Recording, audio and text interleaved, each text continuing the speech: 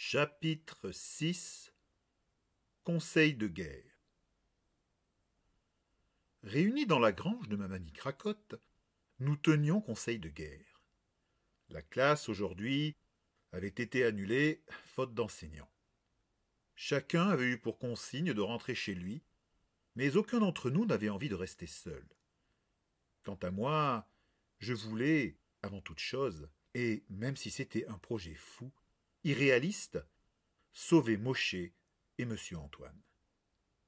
Nous avions donc convenu de nous retrouver tous ici, chez ma grand-mère. Dans le prolongement de sa maison, la grange servait de débarras depuis des années. Il s'y entassait un nombre incroyable de trucs et de bidules plus ou moins étranges. On n'en finissait jamais, Françoise, les copains et moi, de l'explorer et d'y faire des découvertes. Une fois, on y avait trouvé un masque à gaz qui avait appartenu à mon grand-père et qu'il avait rapporté de la Grande Guerre. Il ne lui avait pas vraiment été d'un grand secours, puisqu'il avait été gazé dans une tranchée du côté de Sedan, et toute sa vie en avait gardé des séquelles. J'avais néanmoins gardé le masque, et je le mettais parfois pour jouer aux soldats. Ça sentait le vieux caoutchouc et une étrange odeur un peu piquante. Mais ce n'était pas pour le masque à gaz que nous étions là. Non, c'était pour la Panhard. La Panhard, la Panhard, c'était la vieille voiture de mon grand-père Alfred. Bricoleur, il l'avait transformée en camion de ses propres mains, et il y avait des années sillonné les routes de la région à bord de son trapanel infernal, comme l'appelaient les vieux du pays. Sa silhouette unique et incongrue, son bruit de moteur, était connu de tout le monde. Il était le seul à pouvoir dompter son dragon mécanique. « Faut la traiter gentiment, » qu'il disait. « Ma Panhard, elle sent quand on l'aime. » Il devait avoir raison, et elle devait bien être un peu sorcière, cette incroyable guimbarde. Même mon père, pourtant doué en mécanique, avait renoncé à s'en servir. Elle restait donc dans la grange et était devenue, pour les aventuriers en herbe que nous étions, un extraordinaire jouet, le plus beau qu'on puisse nous offrir. Dès que nous avions 5 minutes, le goûter expédié, nous venions dans la grange avec les copains. Je montais au volant, d'autres à côté de moi, sur la banquette ou sur le haillon arrière, et nous étions partis. En imagination, nous transportions des cargaisons extrêmement dangereuses au fin fond de l'Amazonie, à travers le Sahara ou l'Himalaya. La grange se transformait en scène de cinéma pour la projection de nos rêves. Je musais les muscles à tourner d'un côté à l'autre l'immense volant, comme si j'étais sur les chemins bourbeux de quelque jungle équatoriale. Nous affrontions des tigres, des singes redoutables, des tribus sauvages, et toujours les chleux, jamais très loin derrière nous. Tout ça, à grand renfort de cris et de rugissements terribles. On devait nous entendre à l'autre bout du village. C'est depuis sa banquette que, prenant d'autorité la tête du groupe, j'avais ordonné à chacun de mes compagnons de partir au renseignement et de nous retrouver ici. Ce qui avait été fait. Tout un chacun revenait à peine de sa mission respective. Une fois n'est pas coutume, c'est ce grand échalas de Gaston qui commença, de sa voix qui cafouillait dans les moments de tension, et celui-là en était un. Sont pas venus pour Maurice. Mosché, avais-je corrigé par automatisme pour la 20e fois, maintenant qu'il était devenu inutile d'affubler mon ami d'un prénom qui n'était pas le sien.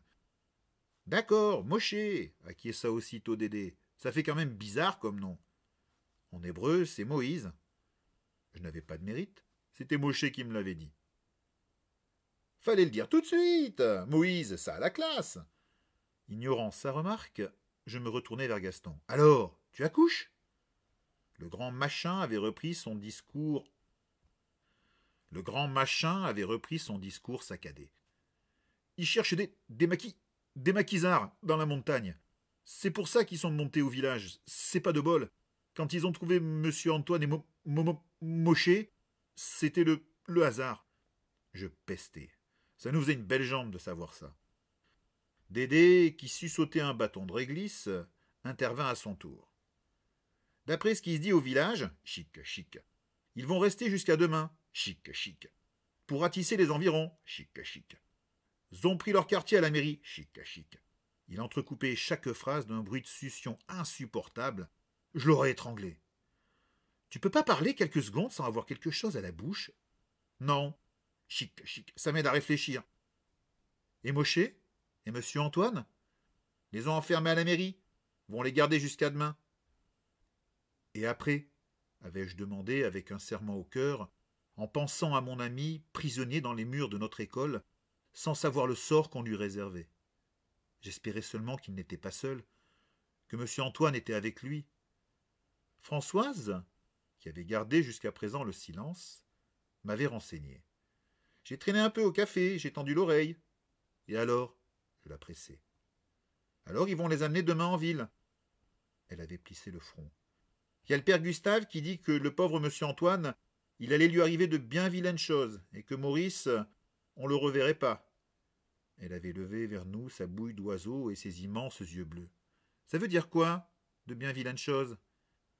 Je n'en savais pas plus qu'elle, mais j'avais peut-être un peu plus d'imagination, assez pour en faire des cauchemars. J'avais déjà entendu, moi, les rumeurs concernant les maisons où la Gestapo invitait les personnes soupçonnées d'appartenir à la résistance, et ce qu'on leur faisait.